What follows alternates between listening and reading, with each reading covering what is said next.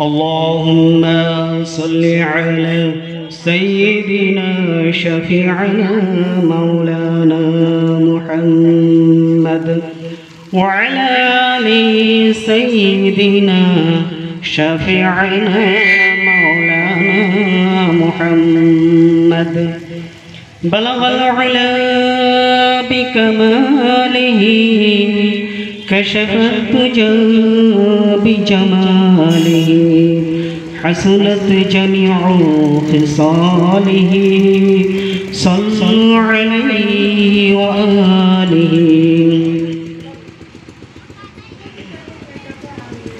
সমস্ত প্রশংসা আল্লাহ তাআলার জন্য, যিনি আমাদেরকে এই বড়তলা জামে মসজিদের সামনে তার এই পবিত্র জলসায় কিছু বলা এবং শোনার তৌফিক দান করেছেন। সকলে বলি আলহামদুলিল্লাহ। তো সময় খুব অল্প আছে, আপনাদের সম্মুখে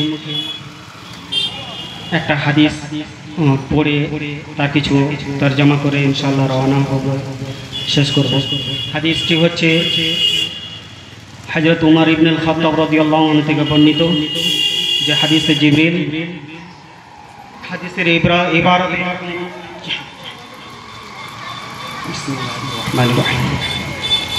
عن عمر بن الخطاب رضي الله تعالى عنه قال بينما نحن عند رسول الله صلى الله عليه وسلم ذات يوم إذ طلع علينا رجل شديد بياض الثياب شديد سواد الشعر لا يرى عليه أثر السفر ولا يعرفه منا أحد حتى جلس إلى النبي صلى الله عليه وسلم فاسند ركبتيه إلى ركبتيه ووضع كفيه على فخذيه وقال يا محمد أخبرني عن الإسلام.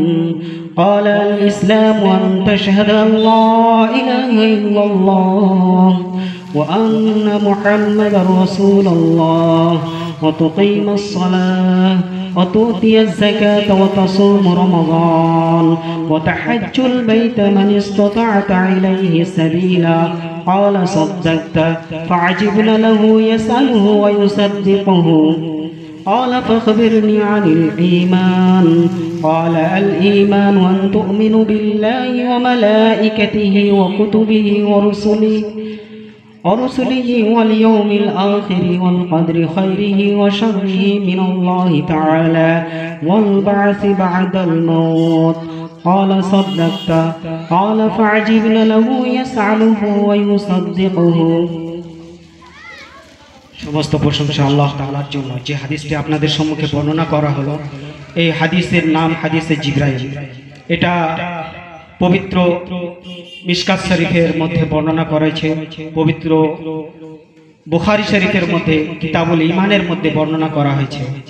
আমরা যে হাদিসের কিতাব পড়ি মুনতাখাব হাদিসের মধ্যেও আছে, আমরা এটা অনেক সময় শুনেছি, মসজিদেও শুনেছি, তালিমের মধ্যে শুনেছি, যে হাদিসটার মধ্যে হাদিসের দুনিয়ায় এই হাদিসটা খুব গুরুত্বপূর্ণ ইম্পর্টেন্ট হাদিস, এই জন্য যে হাদিসের মধ্যে স্বয়ং আল্লাহ তাআলার হুকুমে হযরত জিবরাইল আলাইহিস সালাম মানুষের রূপ ধরে আল্লাহর নবী সাল্লাল্লাহু আলাইহি ওয়াসাল্লাম মানুষদেরকে যে দ্বীনি শিক্ষা দান করছিলেন, শিক্ষা দিচ্ছিলেন, তালিম দিচ্ছিলেন। তো সেই তালিমের মধ্যে আল্লাহর হুকুমে মানে হযরত জিবরাইল আলাইহিস সালাম মানুষের রূপ ধরে হুজুর আকরাম সাল্লাল্লাহু আলাইহি ওয়াসাল্লামের সম্মুখে এসেছিলেন। আসার পরে হুজুর আকরাম সাল্লাল্লাহু আলাইহি ওয়াসাল্লামকে কয়েকটা প্রশ্ন করেছিলেন এবং হুজুর আকরাম সাল্লাল্লাহু আলাইহি ওয়াসাল্লাম তার যথাযথ উত্তর দিয়েছিলেন। এই বিষয়বস্তুগুলো এই হাদিসের মধ্যে পরিষ্কারভাবে তুলে ধরা হয়েছে। তারপরে এই হাদিসের মধ্যে পুঙ্খানুপুঙ্খানু যে কিভাবে যে ফেরেশতারা, একটা সাহাবাদের মধ্যে একটা তামান্না ছিল যে আল্লাহর ফেরেশতা আল্লাহর কাছে ওহী নিয়ে আসেন, আল্লাহর ফেরেশতা কেমন দেখতে, মানে দেখতে চাইতেন। তো সাহাবাদের তামান্নাকে আল্লাহ তাআলাকে কবুল করেছিলেন এবং সাহাবাদেরকে দেখানোর জন্য আল্লাহ তাআলা হযরত জিবরাইল আলাইহিস সালামকে আদেশ দিয়েছিলেন মানুষ রূপে আসার জন্য। তো সে আল্লাহর আদেশে হযরত জিবরাইল আলাইহিস সালাম সাহাবাদেরকে দর্শন দেওয়ার জন্য মানুষের হয়ে হুজুর আকরাম সাল্লাল্লাহু আলাইহি সাল্লামের মজলিসে এসেছিলেন। আসার পরে কয়েকটা প্রশ্ন করেছিলেন। তার মধ্যে সেই হাদিসের মধ্যে সর্বপ্রথম প্রশ্ন করার আগে মানে হযরত উমর রাদিয়াল্লাহু আনহু বর্ণনা করছেন যে খুব আশ্চর্য হয়ে আমি দেখছিলাম যে উমর ইবনুল খাত্তাব রাদিয়াল্লাহু আনহু قال বাইনামা নাহনু ইনদা রাসূলুল্লাহ সাল্লাল্লাহু আলাইহি ওয়াসাল্লাম যাতা ইয়াউমিন, যে এরকম হুজুর আকরাম সাল্লাল্লাহু আলাইহি সাল্লাম আমাদেরকে তালিম দিচ্ছিলেন যাতা ইয়াউমিন, একদিন যে যেখানে যাতা ইনতলা আলাইনা রাজুলুন শাদীদুন, যখন একটা মানুষ যে উদয় হয়েছে, মানে ওখানে যে উদয় হওয়ার মতো একটা মানুষ আমাদেরকে এসেছে যে হঠাৎ, সে মানুষটা কেমন? ইজতলা আলাইনা রাজুলুন শাদীদুন বায়াজিস সিয়াব, অর্থাৎ তানার পোশাকটা কেমন ছিল? তানার পোশাকটা ছিল সাদা ধবধবে পরিষ্কার পরিচ্ছন্ন, যেরকম মনে হচ্ছিল যেন তিনি যেন কোনো জায়গায় স্নান করে গোসল করে পরিষ্কার পরিচ্ছন্ন হয়ে মানে প্রেস করা জামা পরে নতুন পোশাক পরে এসেছেন। আর সেই পোশাকের মধ্যে কোনো মানে ময়লা নোংরা এরকম কোনো নিশানি ছিল না। আর আরবের মধ্যে আমরা জানি যে মরুভূমি এলাকা, কোথায় সফর থেকে আসলে সে ধুলো বালি সেগুলো লেগে জামা কাপড় নোংরা হয়ে যায়, তো সেই রকম কোনো নিশানি তানার মধ্যে ছিল না। তারপরে তানার যে চুলগুলো ছিল কেমন, সেটাও এই হাদিসের মধ্যে পরিষ্কারভাবে বর্ণনা করা আছে। বায়াজ সিয়াব ও শাদীদু সাওয়াদু শার, অর্থাৎ তানার চুলগুলো ছিল কালো কুচকুচে, এবং কেউ যখন গোসল করে মানে চুলটাকে মাথা আঁচড়িয়ে পরিপাটি হয়ে সুন্দর হয়ে আসে, চুলের ভাঁজ ভাঙে না সেই রকম, মানে চুলগুলো একদম খুব সুন্দর আর কালো কুচকুচে। শাদীদু সাওয়াদু শার লা ইউরা আলাইহি আসাসুস সাফার, অর্থাৎ তানার মধ্যে কোনো সফরের নিশানি ছিল না। ওয়ালা ইয়ারিফুহু মিন্না, অর্থাৎ তানাকে আমরা কেউ আমাদের আশেপাশে প্রতিবেশী মান আমরা কেউ চিনতে পারিনি তাকে। ওয়ালা ইয়ারিফুহু মিন্না হাত্তা জালাসা ইলা নবী সাল্লাল্লাহু আলাইহি সাল্লাম, তিনি হুজুর আকরাম সাল্লাল্লাহু আলাইহি সাল্লামের সামনে বসে গেলেন। হাত্তা জালাসা ইলা নবী সাল্লাল্লাহু আলাইহি ওয়াসাল্লাম ফাসনাদা রুকবাতাইহি ইলা রুকবাতাইহি, তিনি হুজুর আকরাম সাল্লাল্লাহু আলাইহি সাল্লামের হাঁটুতে হাঁটু লাগিয়ে বসে গেলেন। ফাসনাদা রুকবাতাইহি ইলা রুকবাতাইহি ওয়া ওয়াদা'a কাফাইহি আলা ফাকদাইহি, তার হাত মুবারক দুটো হুজুর আকরাম সাল্লাল্লাহু আলাইহি সাল্লামের রান মুবারকের উপরে রাখলেন। ওয়াদা আলা কাফাইহি ওয়া ক্বালা ইয়া মুহাম্মদ, আর তারপরে প্রশ্ন করলেন ইয়া মুহাম্মদ আখবিরনি আনিল ইসলাম, এ মুহাম্মদ সাল্লাল্লাহু আলাইহি সাল্লাম আপনি বলে দিন যে ইসলাম কি জিনিস। তখন হুজুর আকরাম সাল্লাল্লাহু আলাইহি সাল্লাম তার প্রতি উত্তরে বললেন আল ইসলাম আন তাশহাদু আল্লা ইলাহা ইল্লাল্লাহ ওয়া আন্না মুহাম্মাদার রাসূলুল্লাহ ওয়া তুকিমাস সালাহ ওয়া তুতিয়াজ যাকাহ ওয়া তাসুমু রমাদান ওয়া তাহাজ্জুল বাইতা মান ইসতাতা'তা ইলাইহি সাবিলা। قال صدقت فعجبنا له يسأله ويصدقه, কি বলছেন এখানে যে যখন প্রশ্ন করা হলো ইয়া ফাকবিরনি আনিল ঈমান, জি বলুন ঈমান কি জিনিস। তো হুজুর আকরাম সাল্লাল্লাহু আলাইহি সাল্লাম বলেন যে আল ঈমান ওয়া তাশহাদু আল্লা ইলাহা ইল্লাল্লাহ, যে ঈমান ইসলাম, যে ইসলাম যে তুমি সাক্ষী দাও, আনতাশহাদু আল্লা ইলাহা ইল্লাল্লাহ, যে সাক্ষী দাও যে আমি সাক্ষী দিচ্ছি যে একমাত্র আল্লাহ, আনতাশহাদু আল্লা ইলাহা ইল্লাল্লাহ একমাত্র উপাস্য আল্লাহ, ওয়া আন্না মুহাম্মাদার রাসূলুল্লাহ এবং হযরত মুহাম্মদ সাল্লাল্লাহু আলাইহি সাল্লাম আল্লাহর রাসূল। অতুকিমা সালাহ, আর 5 ওয়াক্ত নামাজ কায়েম করো। এই যে 5 ওয়াক্ত নামাজ কায়েম করার কথা বলা হয়েছে, এই নামাজ কি শুধু ওই যারা মাদ্রাসায় পড়েছে, এই যারা ওই টুপি পরেছে দাড়ি রেখে শুধু তারাই আদায় করবে, আর বাকি মুসলমান যারা আছে তারা খালি ওই গোশত খাবে, মাংস খাবে, আর ওই মুসলমানই দেবে, মুসলমান হয়ে যাবে নাকি? এটা 5 ওয়াক্ত নামাজ এটা সকলের জন্য ফরজ, যেটা পবিত্র কালামুল্লাহ শরীফ থেকে আল্লাহ তাআলা নির্দেশ করেছেন আকিমিস সালাহ ওয়া আতুজ যাকাত, তোমরা সালাত আদায় করো আর যাকাত দাও। এই নামাজ যেটা পবিত্র কালামুল্লাহ শরীফ থেকে ঘোষণা করা হবে, এলান করে যেটা নির্দেশ করা হবে, সেটা হচ্ছে ফরজ আইন। আর ফরজ আইন সমস্ত মুসলমানের জন্য, আকিল বালিগ সমস্ত মুসলমানের জন্য ফরজ। এটা গুটি কয়েকের জন্য নয়, সমস্ত মুসলমান নারী পুরুষ সকলের জন্য ফরজ। হ্যাঁ, কেউ যদি মনে করে যে আমাদের বাড়িতে আমার আব্বা নামাজ পড়ছে, আমার না পড়লেই চলবে, তাদের এই ধারণাটা ভুল। এই নামাজের জন্য সর্বপ্রথম এই নামাজের হিসাব নেওয়া হবে।